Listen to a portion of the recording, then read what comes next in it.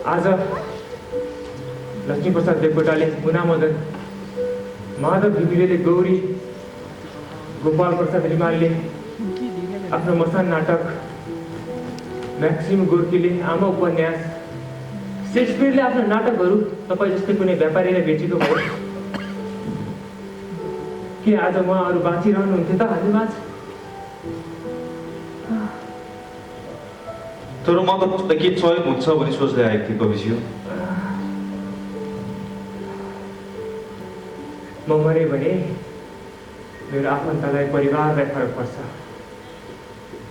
तर मेरो सन्तान बेचियो भने मलाई फरक पर्छ।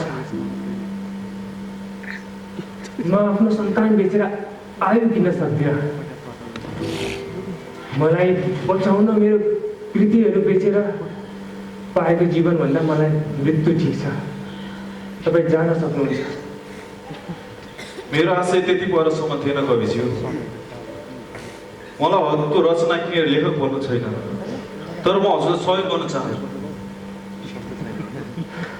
माफ गर्नुहोला, म एक कविसँग सहयोग लिन सक्छु, तर एक व्यापारीसँग सक्दिनँ।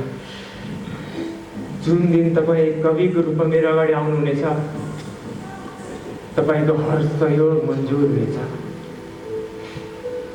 यदि म बाँचे भने तपाईँको रचना पढ्नेछु, सुन्नेछु। यदि म मरे भने तपाईँको एउटा कृति मलाई श्रद्धाञ्जली स्वरूप टक्राउनु होला है। त्यो तपाईँको सबैभन्दा ठुलो सहयोग हुनेछ ममाथि। तपाईँ लेख्नुहोस्, परिष्कार गर्नुहोस्। कुनै मद्दत चाहियो भने मलाई सम्झनु होला। धेरै समय लिएँ मैले तपाईँको, माफ गर्नुहोस् है।